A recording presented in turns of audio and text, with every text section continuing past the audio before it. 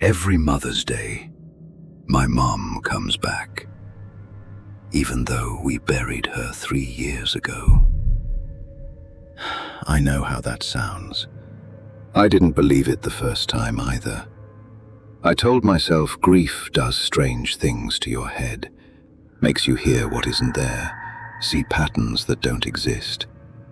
But grief doesn't leave things on your doorstep, not wrapped, not labeled, not written in her handwriting. It started the first Mother's Day after the funeral. Midnight, exactly. I remember because I couldn't sleep. The house felt wrong. Too quiet, like the walls were holding their breath. Then came the knock, soft, polite, almost familiar. 3 taps, the way she used to knock on my bedroom door when I was a kid. I froze. No one visits at midnight. Not where I live. Not on that street. I waited, thinking maybe I imagined it, until it came again.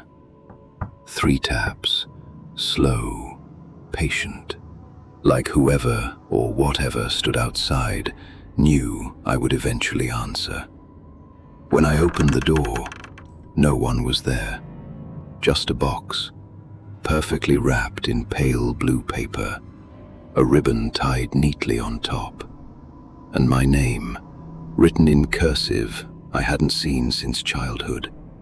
My mom's handwriting. I should have thrown it away, called someone, done anything except bring it inside.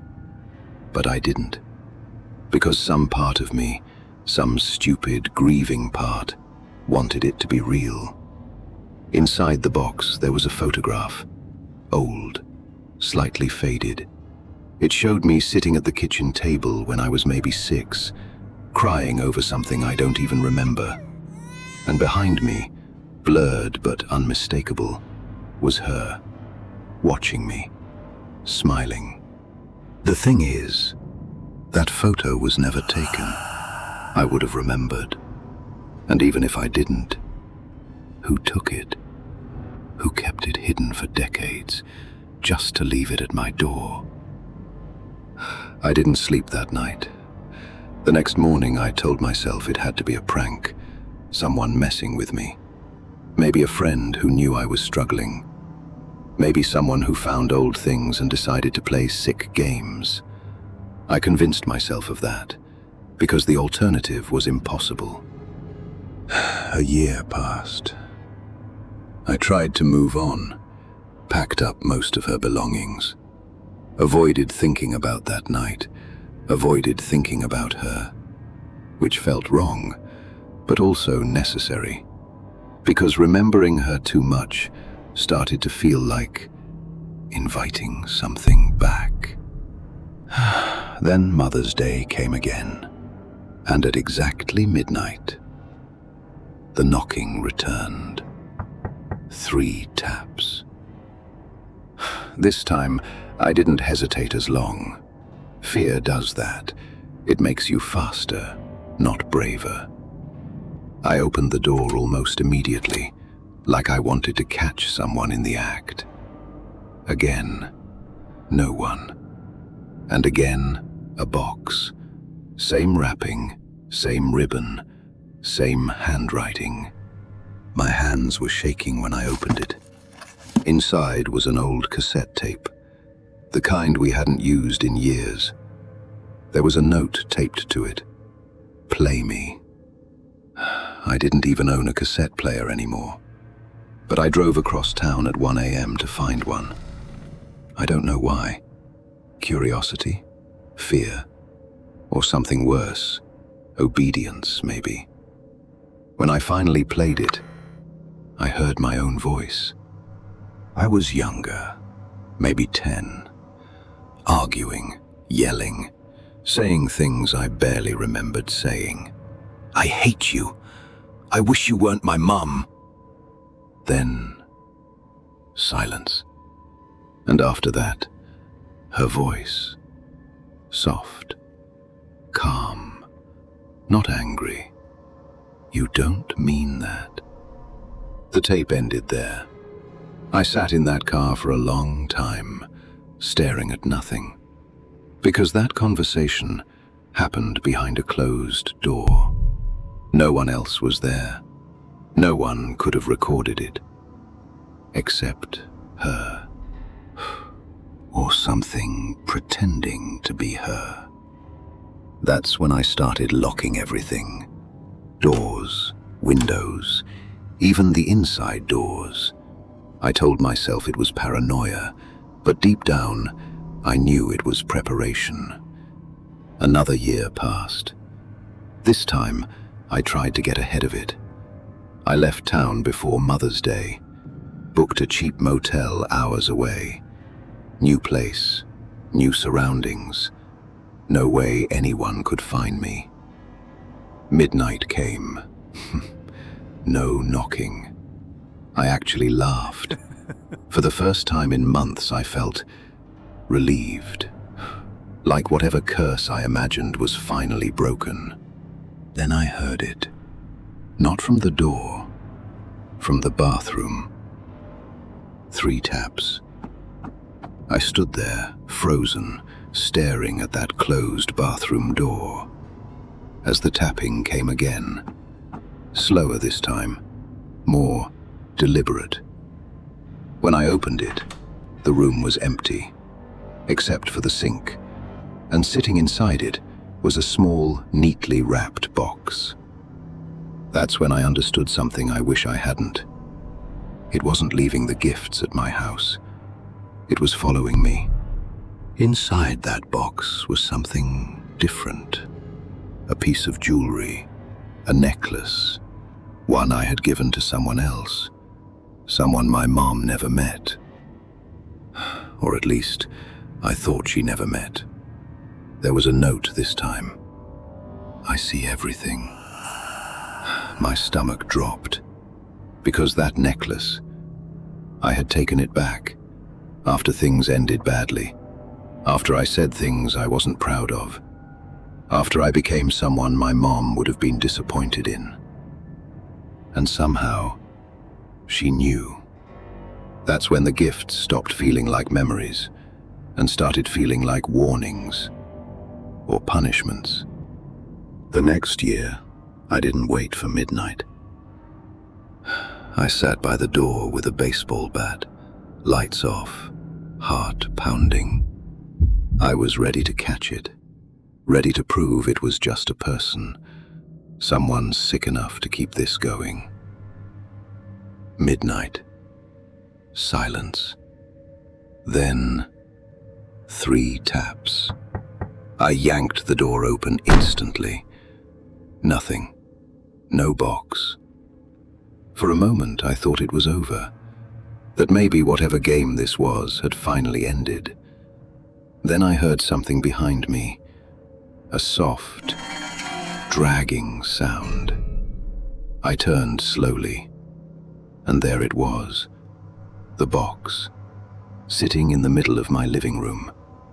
I hadn't heard the door open, hadn't seen anything come in. It was just there. That was the first time I didn't want to open it, but I did. Inside was a hospital bracelet, my name on it. The date was the day my mom died, and beneath it, another note. You left me alone. My chest tightened, because she didn't die instantly. I remembered that now. I had left the hospital that night, told myself I'd come back in the morning. She died alone. And now, she remembered. The guilt hit harder than the fear. And maybe that's why I stayed the next year. Didn't run, didn't hide, just waited. Midnight. No knock, no sound, just silence. Minutes passed, then an hour. Nothing. I almost convinced myself it was over, until I noticed the mirror. There was writing on it, fogged into the glass like breath from the other side. This year, no gift. I felt something shift in the air, something heavier, closer. Then the rest of the message appeared, slowly, letter by letter. I want you. That's when the footsteps started. Soft at first, then louder, moving through the house like someone who knew exactly where everything was, like someone who used to live there. I locked myself in my room, heart slamming against my ribs, listening as the footsteps stopped right outside the door. Then came the knock. 3 taps. But this time, it wasn't polite. It was demanding. The door handle started to turn, slowly, deliberately. And that's when I remembered something I had buried deeper than anything else. The accident. Everyone said it was unavoidable. Brake failure, wet roads, wrong place, wrong time. But I knew the truth. I had borrowed her car that day. I was the last one to drive it. And I knew the brakes felt wrong. I just didn't say anything. Didn't want to deal with it. Didn't want to pay for it. Told myself it wasn't a big deal. Until it was. Until she got in that car and never came back. The door burst open, and I saw her. Not how she looked in the hospital, not broken, not lifeless, but standing, smiling, the same way she did in that photograph, watching me. "You didn't forget me," she whispered. I couldn't move, couldn't speak, could only stare as she stepped closer, her presence filling the room, colder with every step. "I told you, never forget your mother." Her hand reached out, cold as stone, wrapping around my wrist, and for a moment, I thought maybe this was forgiveness. Maybe this was her way of saying she still loved me. Then she pulled, and everything went dark. But when I woke up, I was still in my house, lying on the floor of my bedroom. No sign of her, no broken door, no footsteps. I tried to stand up, and felt something tight around my wrist. I looked down, finger marks, deep, dark, bruised into my skin, exactly where she grabbed me. That's when I understood. She didn't take me that night. She just wanted me to know she could, that I wasn't going anywhere, that I belonged to her. A year has passed since then, and today is Mother's Day. I didn't leave the house this time, didn't try to run, didn't pretend I could escape, because I know better now. You can't run from something that doesn't need doors, or distance, or time. I've locked myself in my room. Every door in the house is sealed, windows shut, curtains drawn, lights off.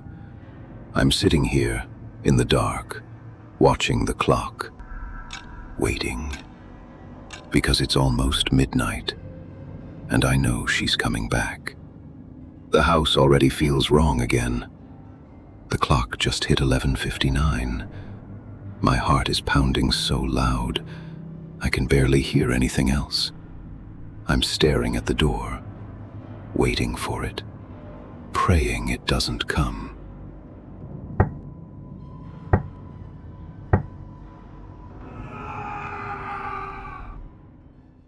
Thanks for sipping tonight's tale with Haunted Brew. Don't forget to subscribe, and sleep tight if you still can.